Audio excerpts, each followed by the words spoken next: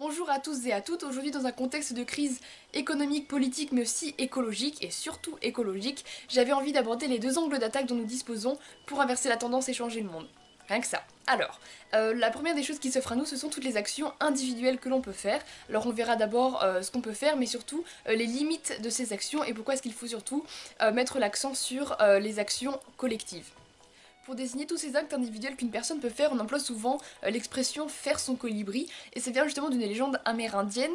qui raconte en fait l'histoire d'un colibri qui, alors que tous les animaux fuyaient la forêt à cause d'un incendie, était revenu vers le lieu de l'incendie pour y déposer une goutte d'eau, et donc un des animaux s'était moqué de lui pour lui dire mais que ce qu'il faisait en fait était dérisoire, que ça servait à rien, et que c'était pas avec une goutte d'eau qu'on allait éteindre l'incendie, puis lui avait dit oui mais moi au moins je fais ma part. Et du coup il y a vraiment cette idée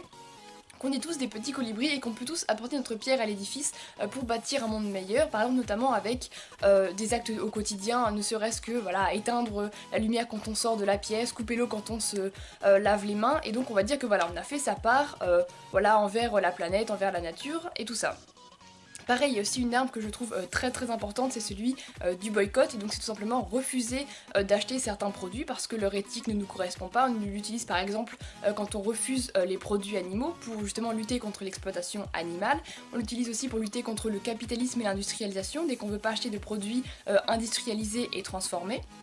Mais tout cela a des limites, c'est absolument nécessaire, mais le problème c'est que on sait que 1% de la population détient 50% de la masse monétaire. Du coup ce que ça veut dire c'est que c'est pas ouvert à tous et qu'il faut tenir compte des conditions matérielles de chacun. Donc par exemple ceux qui ont les moyens peuvent effectivement utiliser l'arme du boycott parce qu'ils ont de l'argent et donc ils peuvent justement avec l'argent décider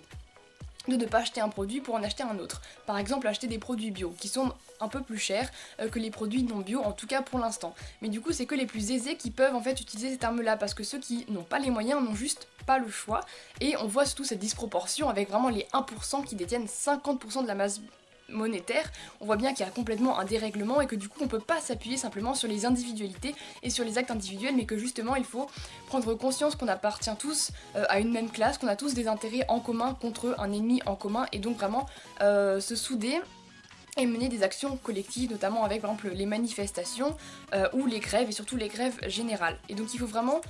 comprendre que on n'est pas juste une addition d'individualité, mais qu'on appartient au même corps social, et que dès qu'un membre du corps social est attaqué, on doit tous le défendre,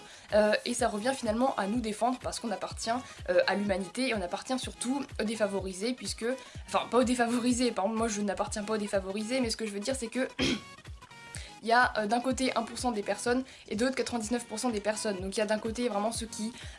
bénéficient pleinement du monde dans lequel on vit, donc du monde capitaliste, qui justement vit grâce à toutes les ponctions qu'on fait notamment chez les gens et chez la planète. On va drainer l'énergie des gens quand ils travaillent, on est presque dans un système vraiment esclavagiste quand on voit les conditions de travail, quand on voit vraiment l'aliénation des gens, quand on voit qu'ils sont payés au lance-pierre alors qu'ils travaillent comme tout le monde, et qu'il y a des personnes qui reposent finalement sur leur laurier. Un jour ils ont trouvé un brevet et maintenant ils sont PDG et ils ne font plus rien.